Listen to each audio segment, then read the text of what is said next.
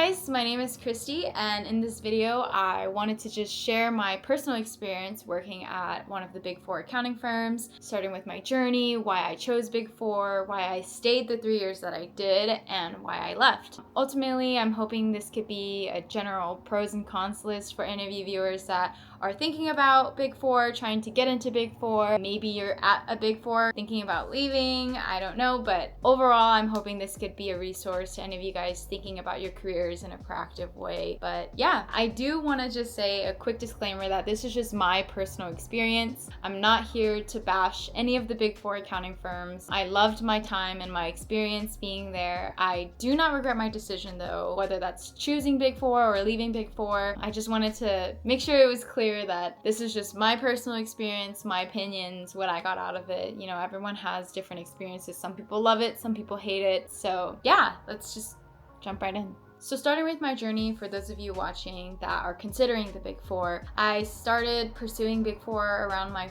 first or second year in college. I started joining accounting clubs, started my accounting minor, and started applying for internships. I highly recommend that you do an internship if you can. It's really a good opportunity for you to try the career, see the day-to-day and the people and the work that you would be doing once you graduate. For me personally, my internship did just that. I actually interned at EY for external audit, and I quickly realized it was just not for me. Luckily though, I was able to get a return offer for another practice that I had reached out for. And so instead of external audit, which is what I kind of realized wasn't for me, I was able to go into what EY called at the time technology risk consulting. And I stayed there for about 3 years. So I did 2 years as a staff and 1 year as a senior. So this kind of gives you a little bit of context on my experience. I think it's really different for those who left before they hit senior versus after they've done a year of senior. And I was one of those, but we can get into that when I go into the pros and cons. But overall, that's kind of my general summary of my journey with Big Four. I think the past 3 years working there is kind of what's gonna sum up the rest of this video. But as I said before, if you're someone who's considering Big Four, I would start with joining clubs, learning as much as you can about it. Watching videos like this is probably a great start.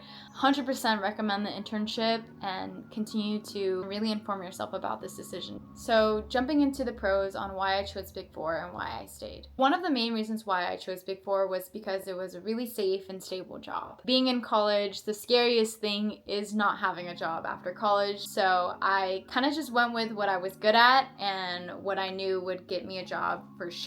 Big Four is always in demand. There's always churn of employees joining and leaving. So I knew that I had a fair shot if I worked hard. So that was one of the reasons. It's hard for me to say that a good reason why I wanted to choose Big Four was because I love accounting and this is really it for me. Truthfully, I didn't go into accounting knowing that this was going to be my end all be all. Big Four being on your resume is probably one of the biggest things that you can do for your career if you're interested in any kind of accounting, corporate finance, or compliance. That was another thing that really drew me to having Big Four on my resume. Anytime I would look up any corporate finance role for big companies like Apple and Google, I promise you there was a line in the requirements that would say Big Four experience required. So yeah, going into this, I didn't really have the crazy ambition to pursue accounting in and of itself, but I knew that even if I wasn't sure about accounting being my career long time, that it would be a good stepping stone to wherever I wanted to end up next. Now, did it do what I wanted it to do? Yes.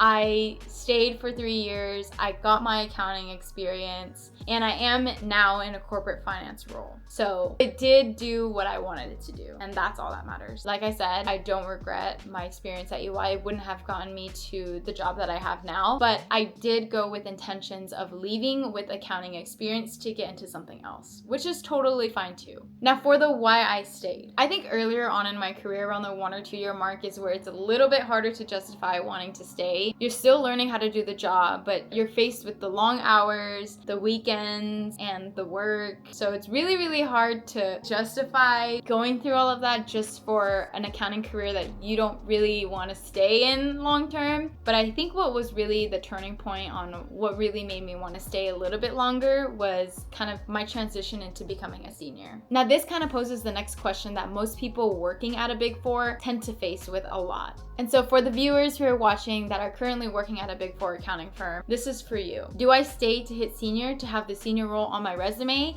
or do I leave for my mental health?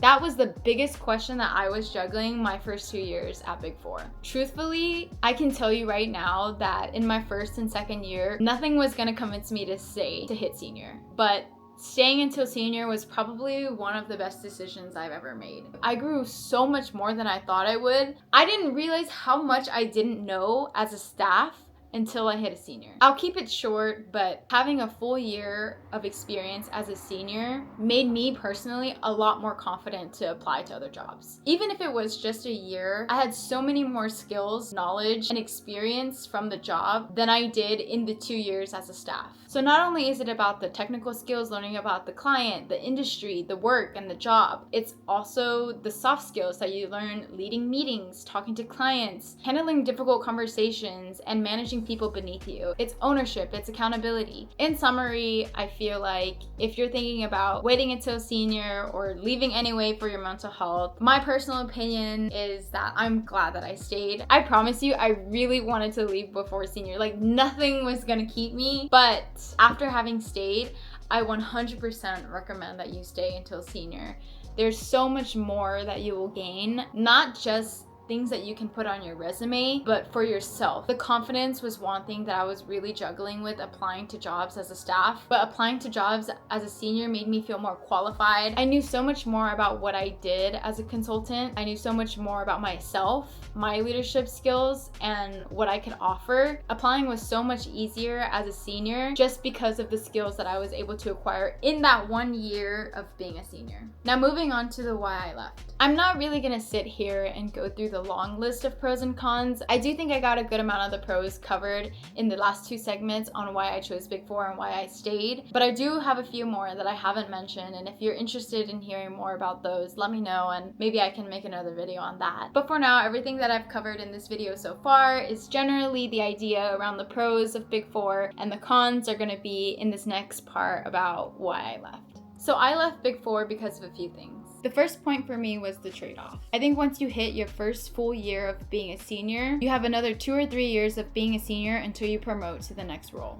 I feel like after a year, I already have an idea of what being a senior entails. And so the thought of doing it for another 2 to 3 years before I can promote to maybe something new was something that I took back and really had to decide if this was going to be something for me. Don't get me wrong, being a senior was one of the most amount of growth that I've experienced in the span of 1 year. But after that, it's kind of at what cost? So the trade-off here is really how much more can I really grow at the expense of my time, the long hours, and everything else that you might have heard about Big Four already. And that jumps into the second point, which is the long hours. I'm sure this isn't something new considering you're watching this video and probably many others, but a lot of the why I left was because of the long hours. I'm the type of person that gets really invested in the work that I do, so I tend to take a lot of my emotions from work home, which is so bad, but I kind of already knew that this wasn't going to be the job for me when I would get stressed and it would come home with me every single day. It's already really important to note that a job like this is super high pressure when you're working with clients and tight deadlines, fast turnarounds, and really high expectations on quality and quantity. I've always been the type of person that pours my heart and soul into anything that has my name on it. Even when I was in high school, college, and all my life, I've always been the type of person who wanted to be proud of the work that I did. So being deeply attached to a job that was very emotionally, physically, and mentally taxing was really, really affecting my life and time outside of work. Obviously, there are some people who are better at detaching their personal life from their work life. I am unfortunately not one of those, so I already knew that this job was not going to be it for me. I think it really came down to the timing of things. Like I said, first and second year, I don't think I had the skill set or confidence to leave, but after being a senior for 1 year, I felt pretty well equipped to leave for a job that I might otherwise be more interested in. I do want to note that it was really hard for me to leave, and maybe this can be a whole nother video, but nobody really talks about the how. Like, how do you leave when you're working so many hours? Where do you have the time? It was really hard for me to focus on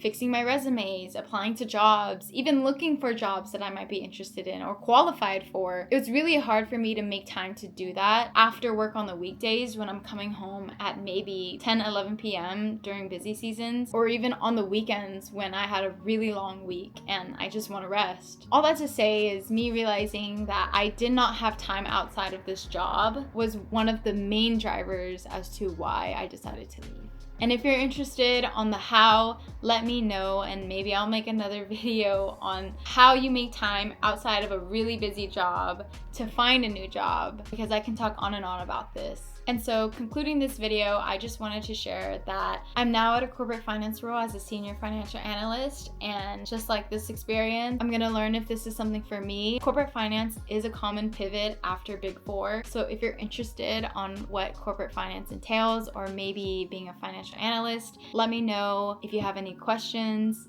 Otherwise, I hope that this video was really helpful for you all. And whether you're considering joining Big Four or considering leaving, I really hope that this video and my personal experience can help provide some kind of insight or knowledge to inform you about what decision is best for you. And with that, let me know if you guys have any additional questions. I'd be more than happy to answer them down below. Otherwise, thank you so much for watching, and see you next time.